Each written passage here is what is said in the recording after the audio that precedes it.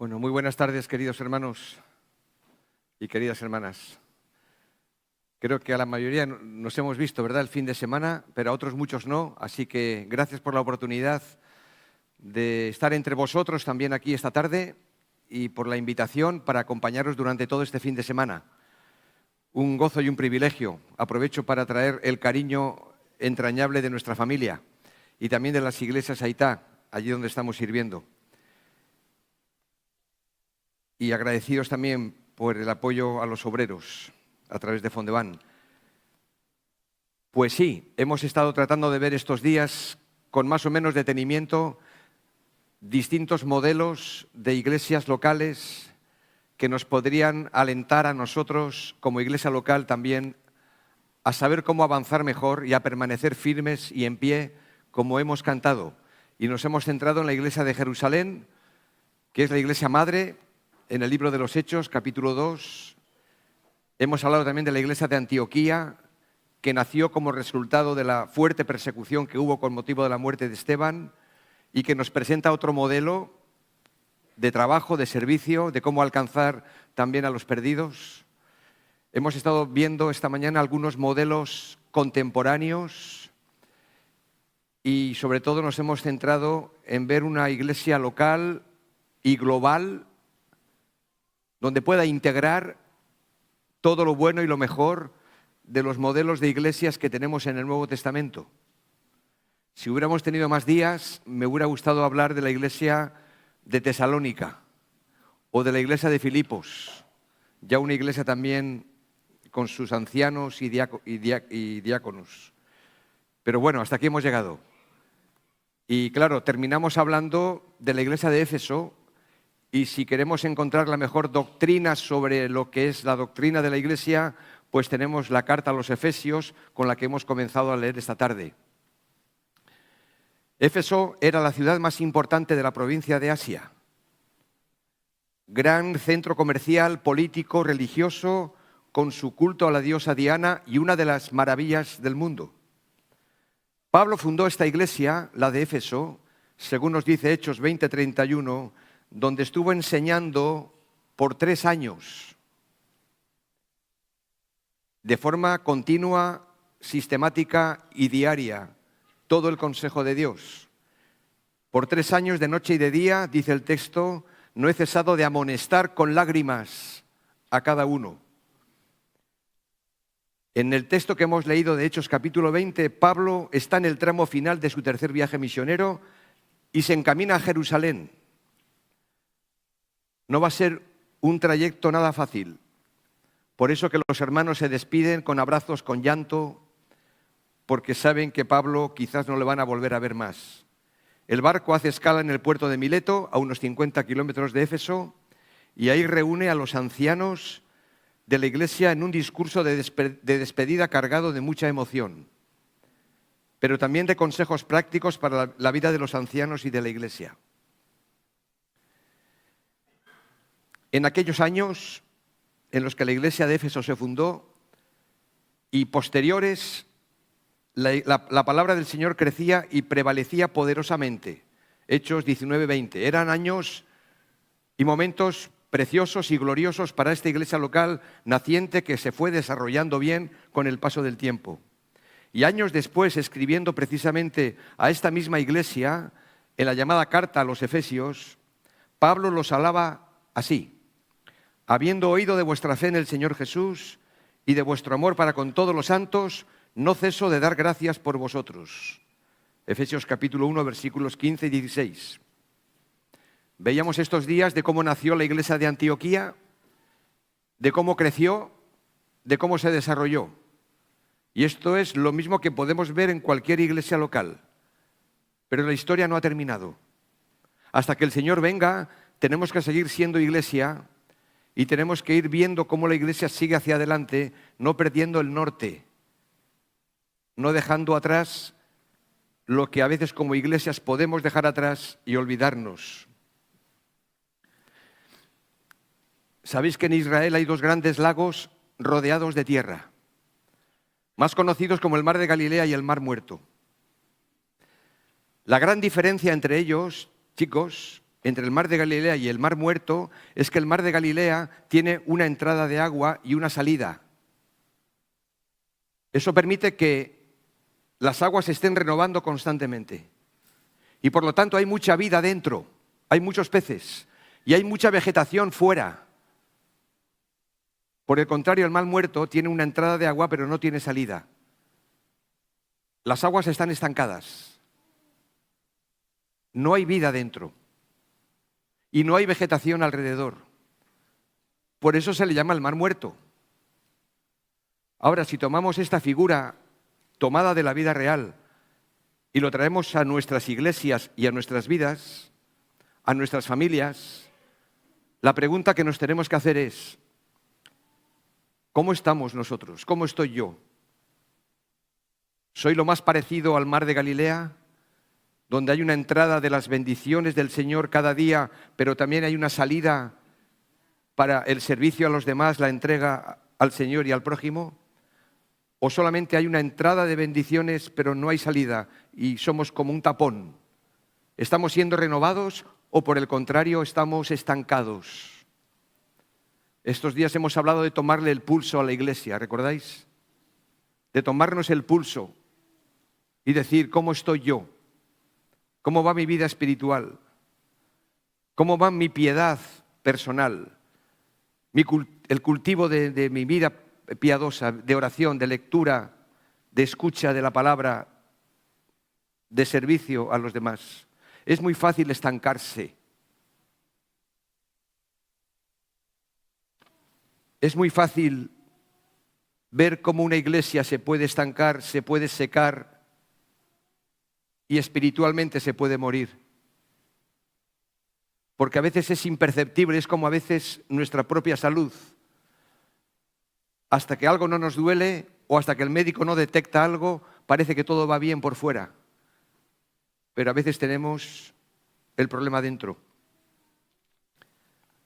A lo largo de todos estos años, como algunos de vosotros aquí, hemos visitado muchas congregaciones, muchas iglesias, y me he dado cuenta lo fácil que es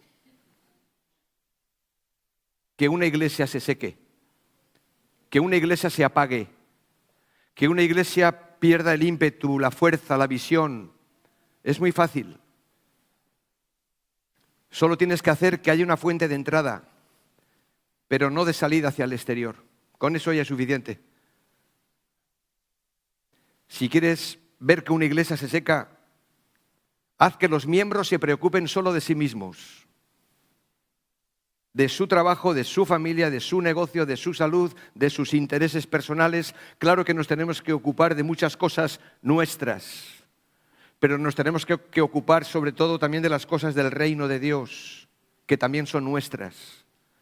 Pero si quieres ver que una iglesia se estanca, deja que ésta se ocupe solamente de los asuntos de orden interno, de los que nos tenemos que ocupar, pero no solo de eso.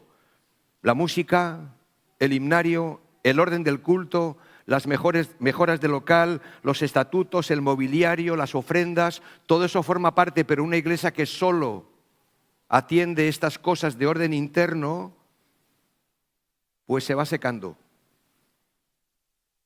Esta misma iglesia de Éfeso, que comenzó con el apóstol Pablo y otros consiervos, que durante 3 años, de día y de noche y con lágrimas, tanto trabajo costó levantar esa obra y que continuara después por muchos años, pasan los años, concretamente aproximadamente unos 40. A veces el tiempo prueba muchas cosas, no lo prueba todo, pero prueba muchas cosas. Y 40 años aproximadamente después, tenemos la carta escrita a la iglesia de Éfeso, la primera de las 7 cartas en el libro de Apocalipsis. ¿Recordáis, verdad? Las 7 iglesias en Apocalipsis, donde 5 de ellas fueron reprendidas, entre ellas Éfeso. Y 2 de ellas, Esmirna y Filadelfia, no encontramos ninguna nota seria de reprensión. Pero de las 5 que fueron reprendidas, la minoría de ellas fueron reprendidas por falsa doctrina, pero el resto por falta de fervor espiritual, porque se fueron secando.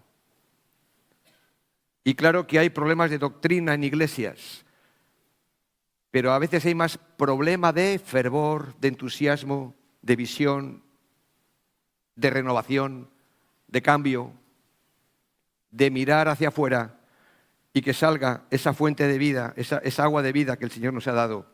Vamos pues a Apocalipsis capítulo 2, ya que vamos a hablar esta tarde del modelo de una iglesia, la de Éfeso, que tiene sus fortalezas, como vamos a ver, y tiene sus debilidades, lo mismo que las que hemos considerado de Jerusalén, Antioquía, etcétera, incluida la de Marín o la de San Sebastián.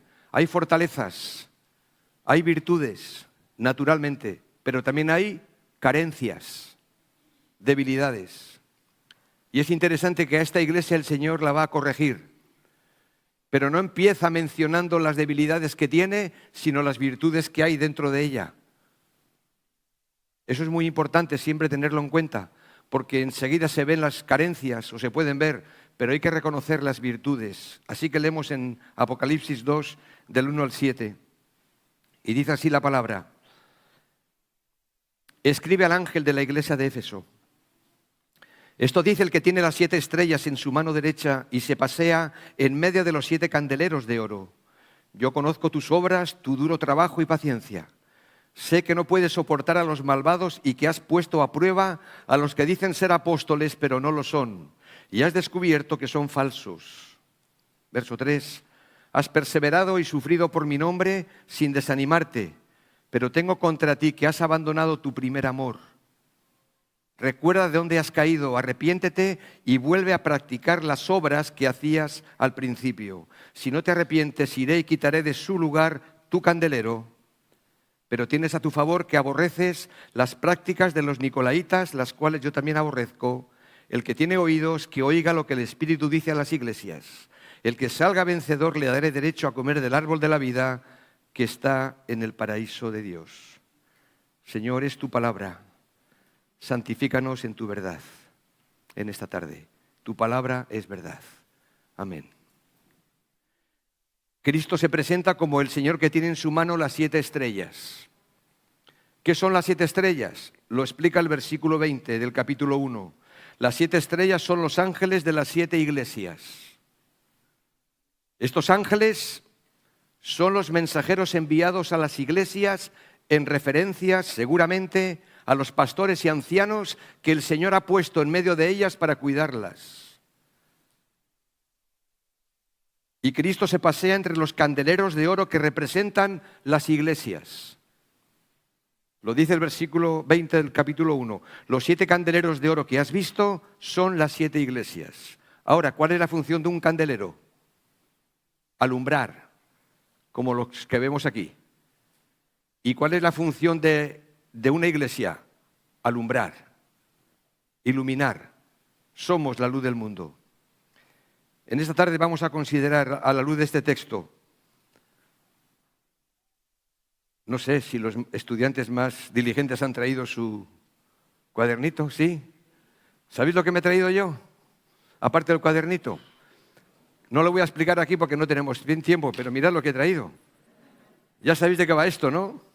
No es para colgarlo en el cuello, sino para ver que somos el cuerpo de Cristo, somos una cadena, que cada miembro tiene una función y todos somos como un eslabón. Entonces, si aquellos que habéis traído vuestros cuadernos y los que no, podéis también tomar notas porque tendremos una presentación sencilla en la pantalla. En primer lugar, vamos a considerar las luces y las sombras, o lo que sería lo mismo, las fortalezas y las debilidades de la iglesia de Éfeso. Y luego podremos hacer nuestra particular analogía o aplicación a nuestra propia iglesia local. Notad en primer lugar que la iglesia de Éfeso, según dice el versículo 2, dice: yo conozco tus obras y tu arduo trabajo y paciencia. Lo primero que notamos es que es una iglesia muy esforzada y trabajadora, porque el Señor conoce de ella sus obras, su arduo trabajo y paciencia. Lo mismo repite el versículo 3 y el versículo 2 lo complementa. que no puede soportar a los malos, versículo 2, si has probado a los que se dicen ser apóstoles y no lo son, y los has hallado mentirosos, y has sufrido y has tenido paciencia, y has trabajado arduamente por amor de mi nombre y no has desmayado. Así que el Señor destaca a esta iglesia que es paciente, que ha sabido ser sufriente. Es una iglesia que con el paso del tiempo se ha mantenido firme. Es una iglesia que se destaca por su discernimiento espiritual, porque no puede soportar a los malos. Luego va a poder identificar una doctrina falsa de los nicolaitas que se había introducido en la iglesia, aunque no tenemos muchos datos sobre ellos. Pero es una iglesia que tiene discernimiento espiritual, tiene pureza doctrinal y que lucha por la verdad. ¿Acaso estas no son cualidades que nosotros necesitamos conservar, mantener, no perder de vista? Naturalmente que sí.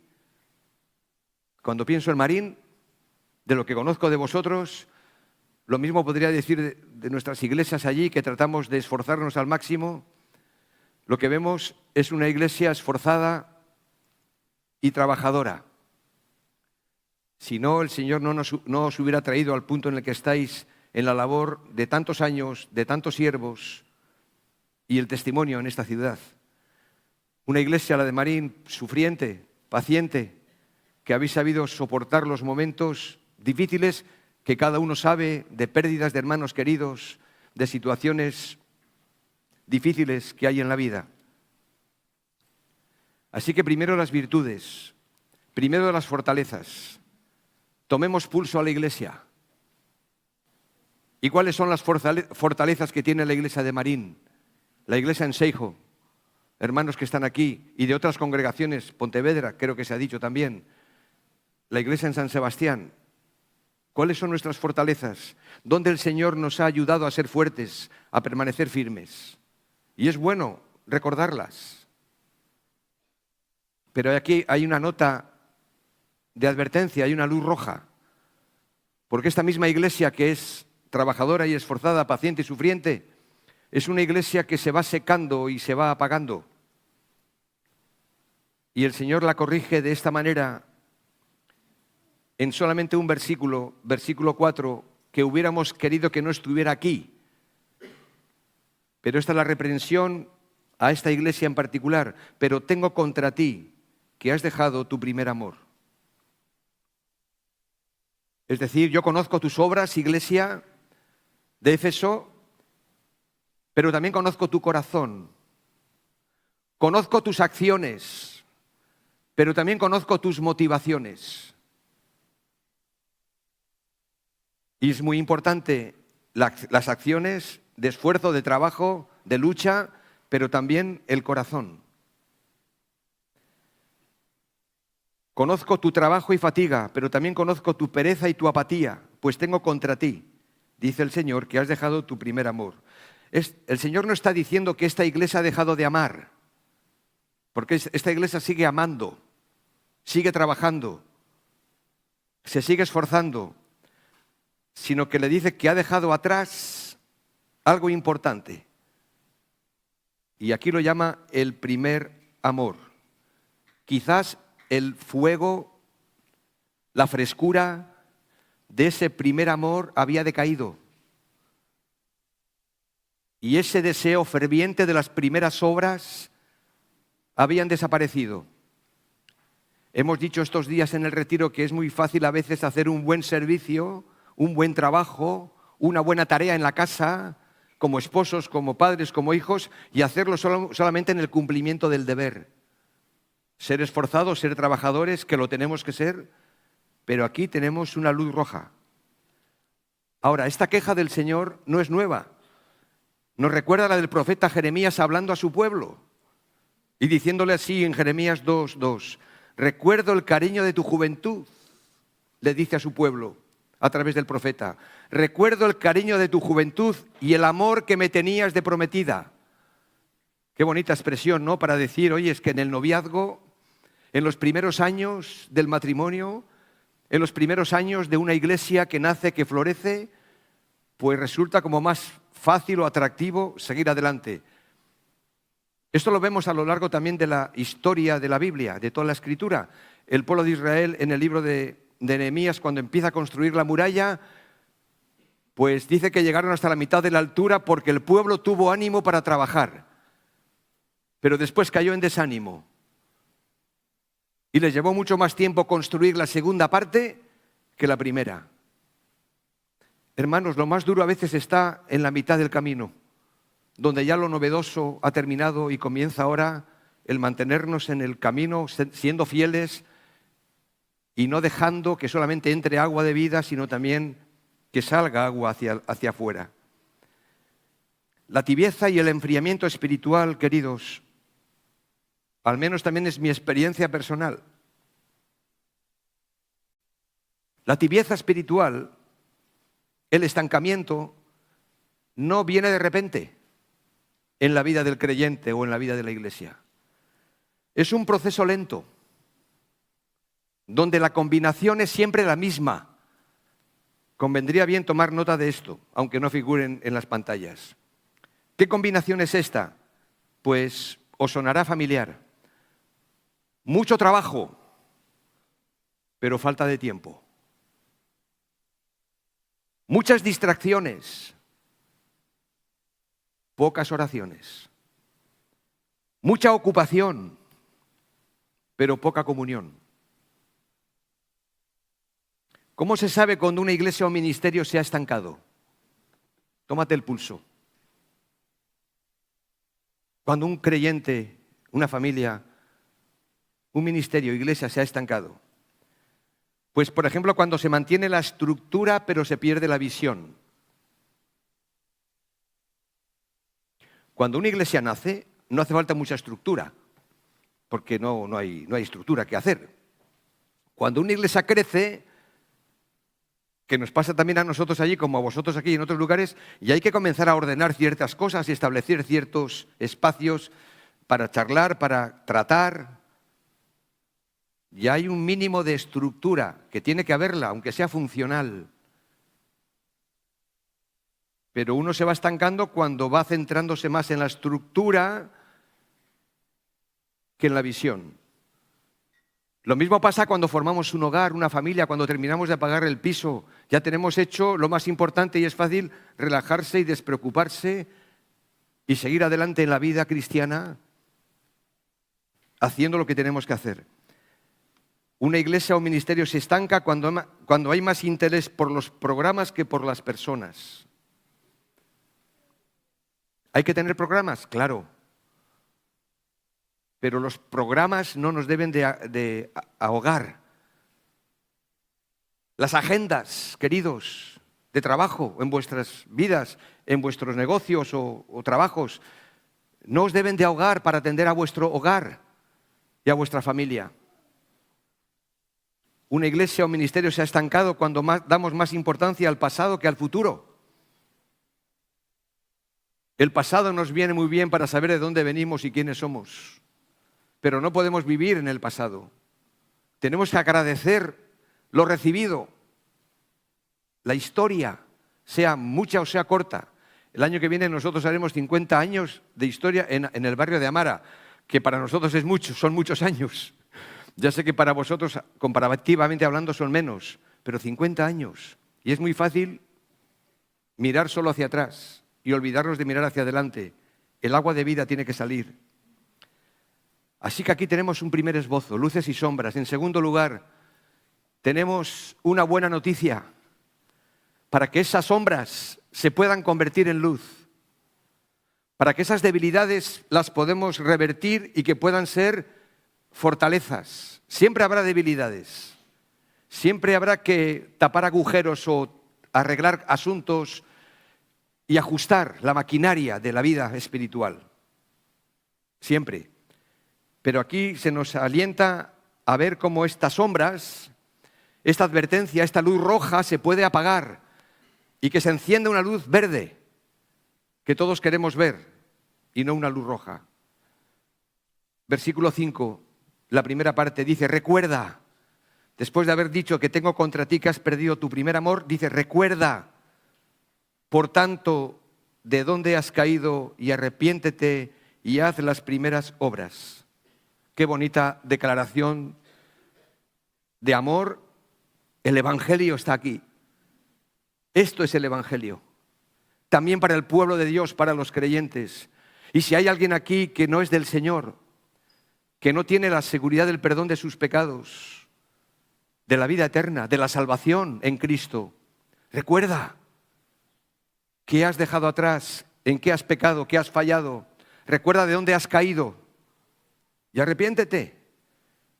Pero mira por dónde este es un mensaje a la iglesia, donde el arrepentimiento no es un asunto solamente para pecadores que no conocen a Cristo, también es para pecadores que siendo de Cristo hemos errado y hemos fallado. Porque el texto lo deja muy claro, las sombras se pueden convertir en luz, porque el Señor no solamente señala nuestro pecado, nuestras carencias, sino que nos ayuda a saber cómo corregirlas.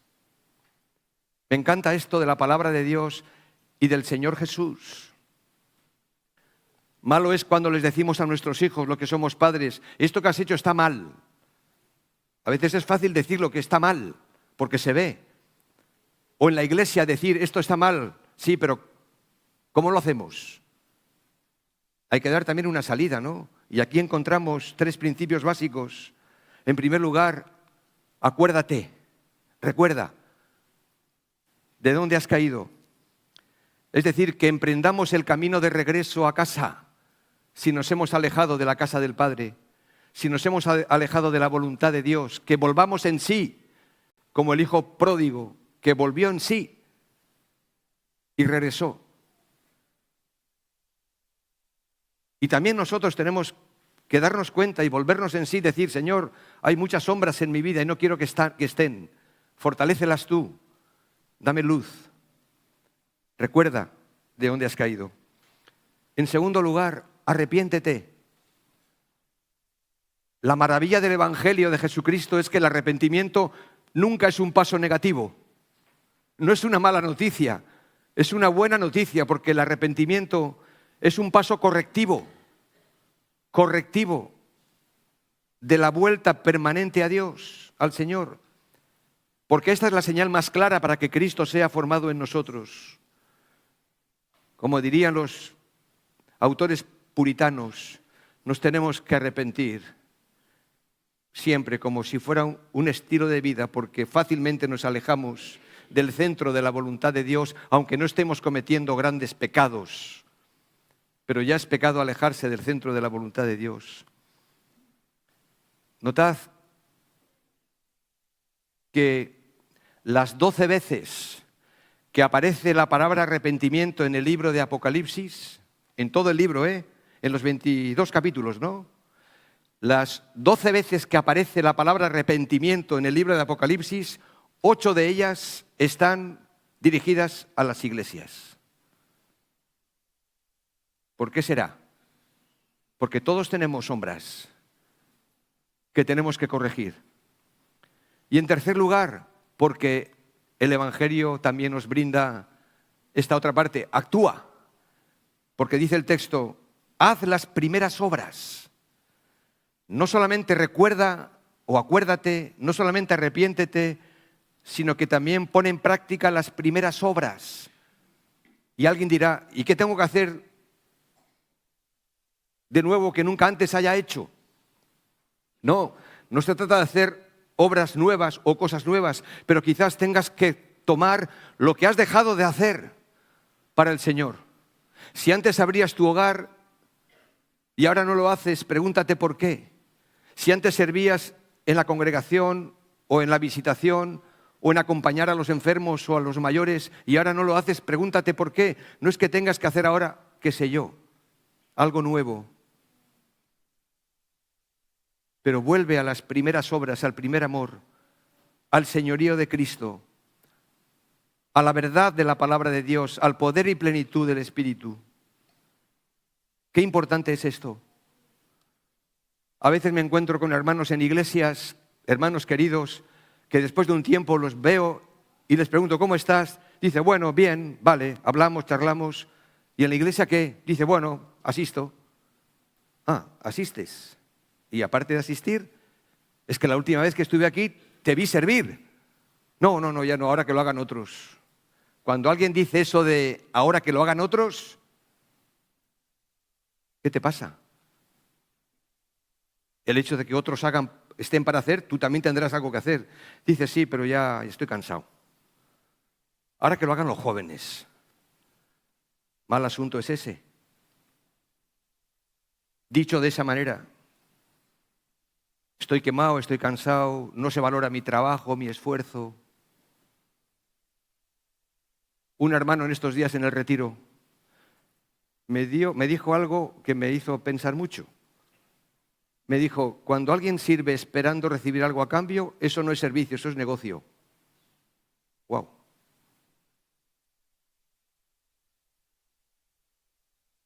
Y nos podemos llegar a cansar y a quemar si estamos esperando una palmadita en la espalda, que viene bien, una palabra de gratitud, naturalmente, no estoy diciendo que no, pero si has dejado algo que en un tiempo lo hacías y estás ahora sin hacer, y lo importante no es tener que hacer algo, sino la razón por qué no estás ocupado en el servicio al Señor. Así que actúa.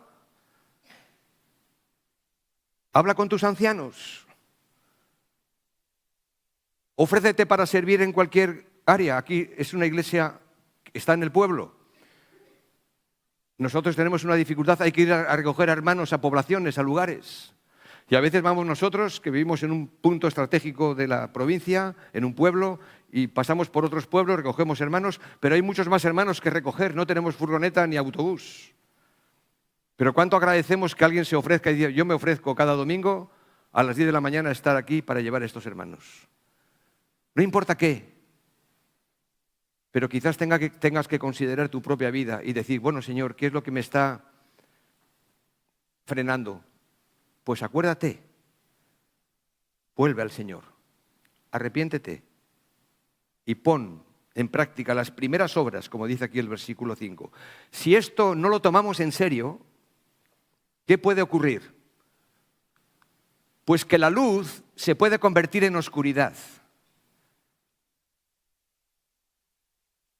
Aquello que ya el Señor nos ha dicho y nos ha dado y ha traído claridad, y nosotros nos resistimos como pueblo, como iglesia, como individuos, como creyentes, la luz se puede convertir en oscuridad. Versículo 5 completa este texto, dice, haz las primeras obras, pues si no, vendré pronto a ti y quitaré tu candelero de su lugar si no te hubieres arrepentido. Es decir, el Señor tomará una medida drástica, o la podrá tomar, si la iglesia no obedece, si el creyente no hace caso, si se resiste, si desobedece. Dice que quitará el candelero de su lugar. Naturalmente no está aquí hablando de la pérdida de la salvación, porque la salvación es por gracia, es un regalo de la vida eterna. No está hablando de la pérdida de la salvación, pero mirad, regiones que antes fueron cristianas, lugares, pueblos, ciudades donde antes había iglesias, ahora no. Y muchos de esos locales, y si no, que lo diga aquí Timoteo y Elena, que conocen el contexto de Inglaterra, pero no solamente hablamos de Inglaterra, hablamos de Europa, y por qué no hablamos de España. Muchas de las antiguas iglesias han sido convertidas en bares, en salones de juego, en salas de baile y, en el mejor de los casos, en bibliotecas municipales. Y cuando alguien con una edad ya vuelve allí donde estuvo de niño o de joven, dice, ¿y la iglesia? Ah, no está aquí. Pero no es que esté en otro pueblo de la ciudad, es que ya no está. En nuestro país, traigámoslo a nuestra realidad, muchas de nuestras asambleas tristemente están menguando, están perdiendo testimonio. Algunas están cerrando ya. En algunos casos los miembros se reúnen, pero lo hacen solo con fines culticos, sociales, culturales, religiosos. El cristianismo nominal tiene un recorrido muy corto y desaparecerá en poco tiempo. El nominal. No podemos vivir de las glorias del pasado. Por lo tanto, aquí hay una palabra de advertencia, de exhortación tremenda. Ahora,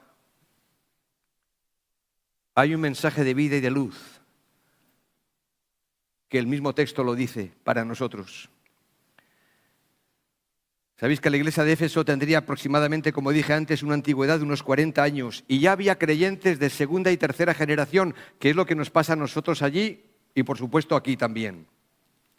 Aquellos creyentes, y estoy pensando en nuestros hijos, en nuestros 3 hijos, que están sirviendo al Señor, gracias al Señor por eso, que están en la iglesia.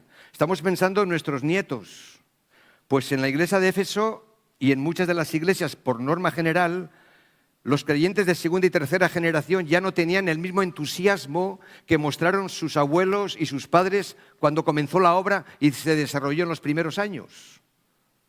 No es siempre así, naturalmente, y gracias por los jóvenes y nuestros hijos que son fervientes al Señor, que aman al Señor y que están dispuestos incluso a dejarlo todo si es necesario para dedicarse a la obra. Pero tenemos muchos niños y muchos jóvenes que según van creciendo y según van yendo a las universidades, a los institutos, emprenden su proyecto de vida, su trabajo, quizás no vemos en ellos el entusiasmo que vimos en sus padres o en sus abuelos o bisabuelos. Y vemos una carencia en la expansión evangelística y en el espíritu misionero que ha ido poco a poco desapareciendo. Cuando mi esposa y yo nos convertimos a Cristo, claro, no sabíamos ni de iglesia evangélica, ni de asambleas de hermanos, ni de nada. Pero poco a poco fuimos conociendo y fuimos viendo que el movimiento de las asambleas de hermanos fue un movimiento misionero, de establecimiento de obras, de iglesias, de puntos de testimonio. Y hay un libro que lo conservo como un tesoro, que nos lo regaló el misionero Juan Miller y Melinda, Iglesias Vivientes, de un tal Williams.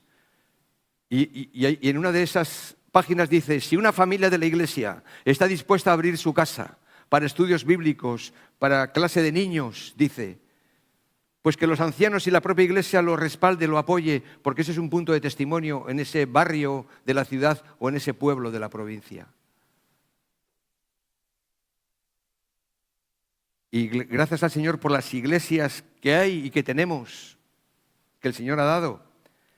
Pero no podemos perder de vista esta visión evangelística y misionera, porque 40 años atrás esta misma iglesia y aquella primera generación hizo esfuerzos extraordinarios, de manera que en Éfeso, Hechos 19:20, la palabra de Dios crecía y se difundía con poder.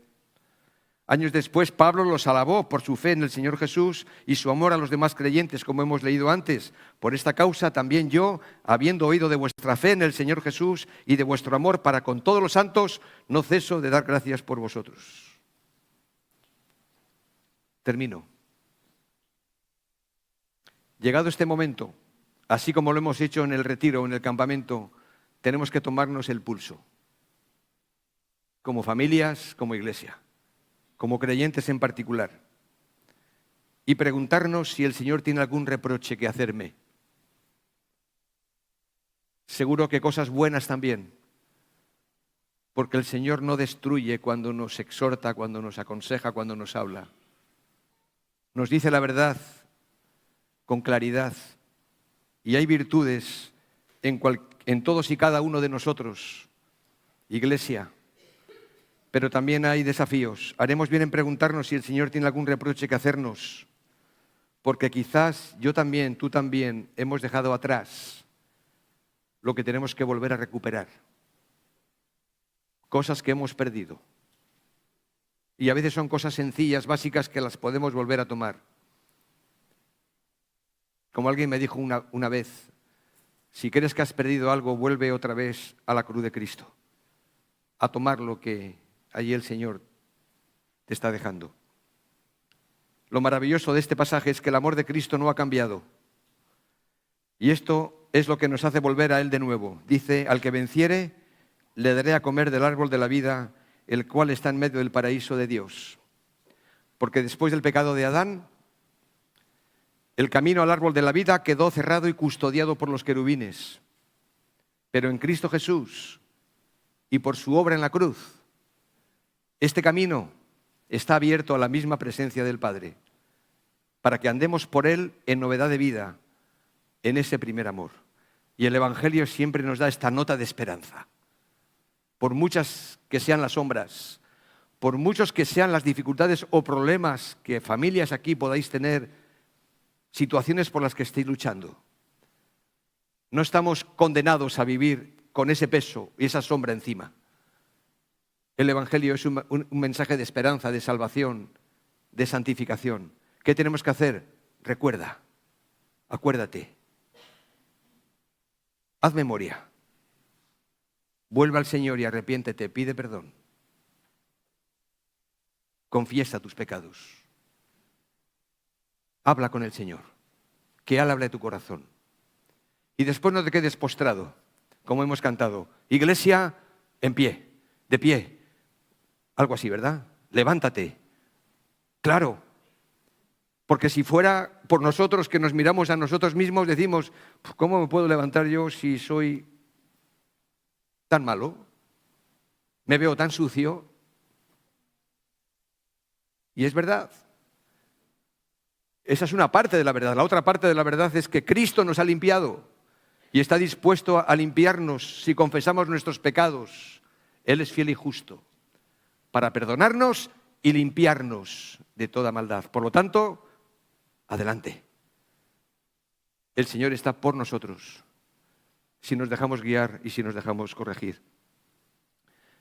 Te invito a que te pongas de pie. Vamos a hacer una oración. Quiero repetir la oración y no por repetir deja de ser una oración de fe y de confianza que hemos hecho en el retiro, tomando prestado, en mi caso, el himno de Avívanos, Señor. Vamos a ponernos en pie.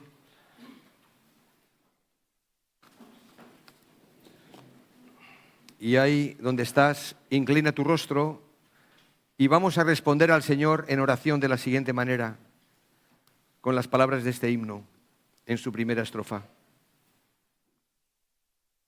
Así que dile al Señor ahí en tu corazón, y se lo decimos como pueblo: avívanos, Señor, con nueva bendición. Inflama el fuego de tu amor en cada corazón. Avívanos, Señor, tenemos sed de ti. Las lluvias de tu bendición derrama ahora aquí. Avívanos, Señor, y despierta más amor, más celo y fe en tu pueblo aquí, en bien del pecador. Señor, avívanos, pero no con la comodidad, sino con amor y fidelidad a ti. Señor, avívanos, pero no solo con el bienestar personal, sino con hambre y sed de tu palabra, celo por la verdad y amor por las personas. Avívanos, Señor, renuévanos.